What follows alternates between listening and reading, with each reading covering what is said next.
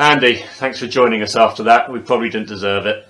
I think, probably in the grand scheme of things, I think that's probably a fair comment. But unfortunately, if you don't take chances when you create as many as we did, then you're always going to you always put yourself at risk at conceding a goal and getting hit on the sucker punch. And I'll be honest, it's craziness what we're doing to actually concede that goal. But I don't know. I think we've probably hit the woodwork 3 times. I don't think we've worked the keeper enough, if I'm being perfectly honest with you. Go 1-0 up and should really then go on and be more comfortable in a game that I thought we did dominate again. But that is football. And we find ourselves on the end of a 2-1 defeat. I mean, that is literally like smash and grab, if ever I've seen it. And now we're in a proper title race. Yeah. How's the mood? It's on the floor, mate. Completely on the floor. That isn't an acceptable result. I don't think Saturday's result was an acceptable result to concede 4 goals at home. Just said to the boys in there, they got to show a bit more fight and a bit more desire to want to go and win a league. Like we've been brilliant all season long. We're in a horrendous run at the moment. I think we've had 1 win in 6, and no one's going to hand anything to us. So you've got to go and show the desire and work rate to go and get 3 points and go and win the league. And it's all well and good starting the season the way we did and beating teams and putting ourselves in a great position. When it comes down to the business end of the season, if you're not delivering, then you're going to find yourself getting clawed back, and we are. We're like Phoenix win tomorrow, and they win their 2 games in hand. It's 5-point gap, and they'll be all over that. So now we are in a proper title race. How do you pick the players up and get that confidence flowing again? It's tough. Obviously, we don't play now for 10, 12 days, I think it is. So we have to sit and absorb that result, which is not a nice feeling. We have to get into training. We have to work hard.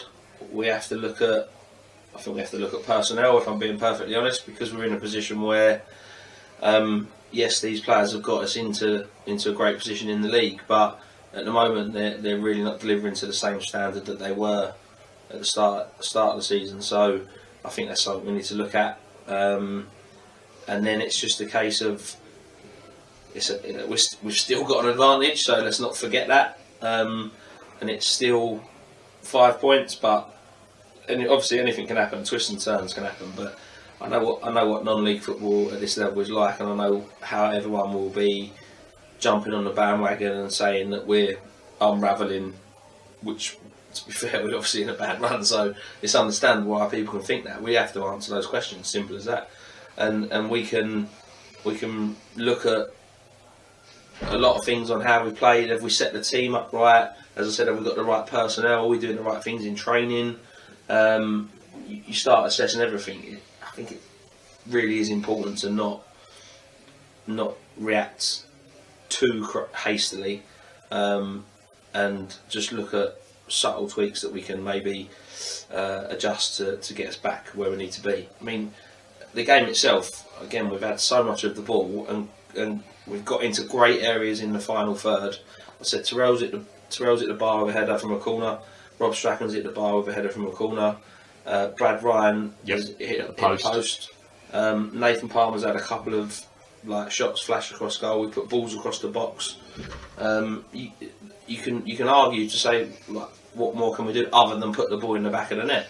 Obviously, what you don't want to do is then concede a 90 whatever minute goal by trying to play out in a situation when you should just clear your lines. So yes, we spoke to the refs about potential penalty that we could have got. I just don't think we should be in a position where we're relying on those types of decisions to try and get us 3 points. So it's football has a nasty way of biting you on the backside sometimes, and that is what has happened today. We did want to ask you about your view on those penalty decisions. Obviously, they were given a penalty in the first half, which allowed them to equalise, which looked very soft, certainly from the stands. Yeah, having spoke to the officials and the assessor quite rightly, as they say, it is a matter of opinion there. So, ball's running away into the right-hand corner flag. AJ's tracking that back with, I think they're 11. What I thought happened, like they both come together shoulder to shoulder. Obviously that's happened inside the box. The refs initially made that gesture to say they've come together, so you just think it's running out for a goal kick, and then the lino flags and says it's a foul and it's a penalty. The ref said the lino's in a better position, so maybe he is. You've have to respect that decision. You can question, do we need to actually go and make the shoulder-to-shoulder contacts? Do we just try and get the right side of him and let him get the ball and then not give away the foul? So there's a few ways of looking at it. I thought it was a very harsh penalty, if you want my honest opinion.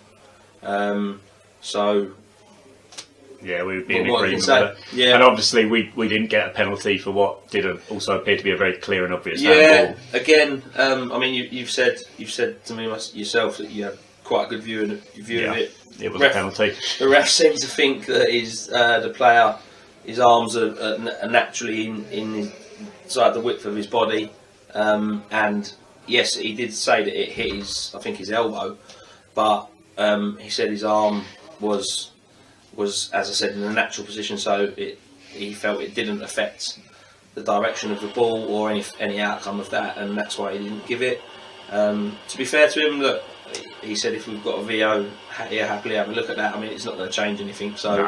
I don't see what the point is. But my initial reaction was it was a penalty. All of our players thought it was a penalty. So again, maybe you could say it's a bit of a harsh one that we've had to swallow. But again, as I said earlier, I don't think we should be relying on decisions like that to try and win a game when we're dominating the ball so much. Did you consider at all changing the formation and maybe putting two up top? Throughout the game or during the game? During the game. Yeah, I just thought because we were dominating the ball so well, I didn't really want to lose that almost that advantage in the middle of the pitch. And Brad out wide, he wasn't doing enough of what I would like him to do more, which is get one-on-one with players and try and make things happen and get at people.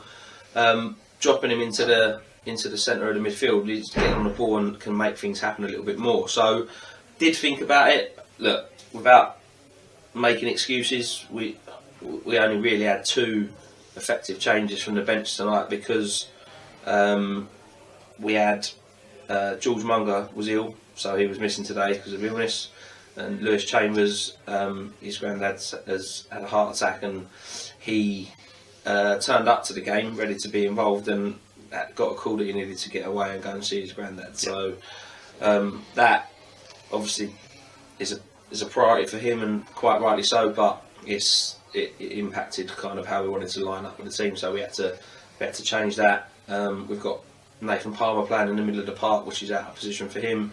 We've got Archie, who's obviously coming to do us a favour, playing in the centre of the park, and Waldy, who I actually thought done really well today. To be fair, I thought he had a really good performance. Yeah, I thought he played well. He got a start in there, and again he likes to get forward, and we've asked him to do something a little bit different, but he's done an all right job for us, really. So I think that has definitely hurt us. We've had a little bit of bad luck with injuries, like every club gets, so I'm not going to start whining about that, but that's definitely impacted us. I think we've lost RJ for probably what we're coming up to like 3 or 4 weeks now. For me, there's no coincidence that this run of form has coincided with him not being in the side. He's a leader, he's a very experienced player, and we've lacked that a bit on the pitch, I think, at times. And we also didn't have Jay Wade, who's been on holiday for the last sort of like couple of games as well, and An unsung hero of the season as well. completely. And that's our core three midfielders and our captain and centre half. And Danny Lear's picked up a bit of a hamstring injury tonight, so Tunde's carrying a knock on it. Look, it's non-league football, right? Yeah. It happens. So That's why we love it. exactly, you just want players to get on with it and want to show that passion and desire to go and play football. That's what, as you say, we love. That's why we love it, and I just hope that the players have that feeling that they want to go and play football. and enjoy themselves. So I think that's an important part of the position that we're in as well, is to remember the things that we've done that have worked so well and have been enjoyable, rather than letting that pressure get on top of you. But quite rightly so, there's pressure, and it comes with being at a club like Erithing Belvedere, and it comes with the expectation and the position that we're in, that people are going to be hunting us down and people are going to be waiting for us to slip up. We have slipped up. Now they're going to pounce, so we end up, as I said earlier, in a proper title race. So now it's all about how do we react again, and we have to reset. As I said, we look at personnel, what can we tweak without going too dramatic, and then we... Does it help to have a 10-day break now, or would you have preferred to have had another game? I'll be honest, I don't like having to wait 10 days to play the next game, especially after a defeat and a performance like that. So,